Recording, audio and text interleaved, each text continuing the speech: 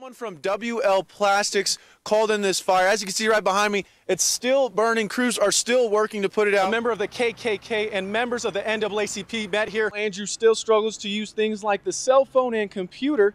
Well, it's technology that is the least of his concerns. He thought no one was watching, using his phone all along as a diversion, when in all reality, not one camera was on him, but 2 cameras on him the entire time. Minus the wind chill, we're at 6 below 0 right now outside. We stood outside of the hospital until it was unbearable. I don't know if I've ever been this cold. As you can see here on the 2026 from Casper to Shoshone, there's blowing snow already, along with that low visibility. Aside from what I just said about the conditions, let's take another look at what happened behind me. The black F-150 passed a white SUV going over 80 miles per hour. Severe weather across Wyoming. I-90 is brutal. Now, no fatal injuries occurred during the pileup. However, one serious injury and several minor injuries are being reported. We'll have more tonight at 6. Moving on now to an accident backing up traffic on Wyoming Boulevard and 2nd Street this afternoon. Police say, there it is right there, police say that 2 Dodge pickups. And now to an amazing survival story. The couple spent the 3 days stuck in a snowbank down in No Water Stock Trail west of Worland. Tonight we touch on a tough topic, cyberbullying, and the Facebook page that is up and running again, NC and KW Real Thoughts. It was a tiny purple heart pin with a note bearing words of hope and encouragement. All that Holly wanted was to thank that veteran for his service and his positive outlook. Her mother decided to take matters into her own hands, shaming her daughter at school and on social media. And it was all to keep her in line. Here's more from Xavier Walton of our Casper, Wyoming affiliate. With the camera rolling by her daughter's side, Jeannie Crutchfield waltzes right into her high school, walks up and down the halls and into her kid's classroom. I told you and I warned you, make me come to this school. It was relentless. It even made us wince. Why am I here, Ricky? Because you thought I was ditching. I'm not ditching. 14-year-old Ricky Durant was caught ditching class. Her mom wasn't happy, taking matters into her own hands, doing what every mother has always dreamed of doing when her kid's acting up. Ricky, we're going to hold hands and we're going to go to class and sit together. Isn't that great? Mommy and daughter, yay, we're going to class together. It was kind of just spur of the moment. It was, you know, I debated on whether I was going to do it or not, and I was like, I'm just going to do it. The video is 3 minutes long. The commentary is non-stop. What's wrong, Ree? You don't want everybody to know why I'm here? My mother's crazy. That's all she kept saying. I'm not ditching, I'm not ditching. Until she let go of that lie, I wasn't stopping. As if coming to school, embarrassing her kid, and recording it wasn't bad enough, she takes it a step further. Jeannie posts the video on Facebook.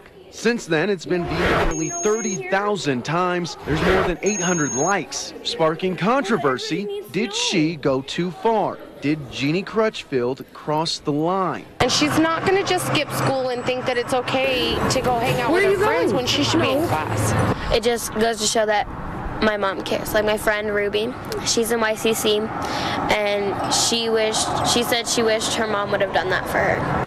In Casper, I'm Xavier Walton. For Denise Wendinger, the recall letter came in March.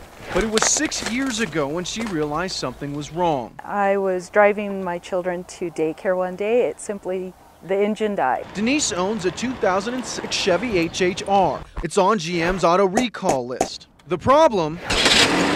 The ignition switch can be shifted into the off position, instantaneously shutting off the engine.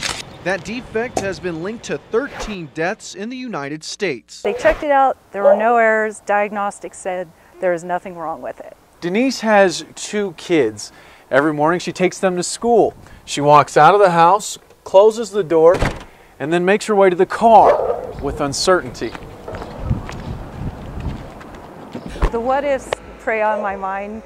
The thought of losing power on a highway is flat out scary. Denise said this is something that crosses her mind when she gets behind the wheel. If you're on a freeway driving at full speed, there is no reaction time. In recent weeks, GM has released countless videos, this one telling drivers what to do if their car is on the list. The vehicles are safe if you use only a single key on the key ring. For now, that's what Denise is doing. If we stop the video and zoom in, it's just the key and the key ring. Reporting on one of many auto recalls, I'm Xavier Walton, K2 News. In 2008, Jake Shell was born nearly 4 months early. He only weighed 1 pound 10 ounces. Just days after he was born, Jake suffered from what is known as a brain bleed. He's now 6.5 years old. He lives with cerebral palsy and epilepsy. It's been tough for Jake. Jake is unique, not like all the other kids. He can't walk. He doesn't have the ability to talk or eat.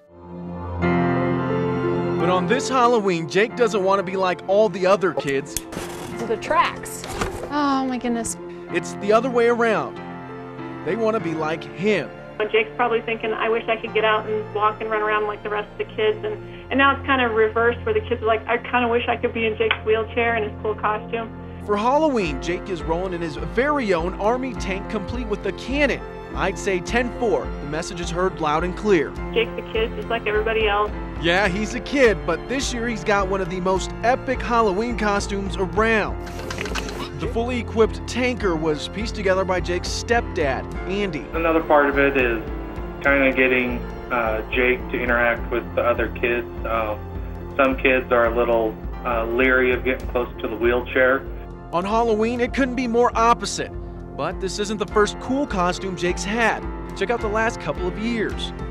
From a fireman driving a fire truck to a pirate selling a pirate ship, you could say Jake makes the most of the ghoulishly fun holiday. Kids are just, you know, their eyes get big and they're like, wow. It's that sort of reaction from kids that puts a smile on Jake's face and brings tears to his mother's eyes. He's just been incredible and he inspires people and, you know, he's touched more people's lives than I ever will. And I'm very proud of it. In Casper, wishing everyone a happy Halloween, I'm Xavier Walton, K2 News.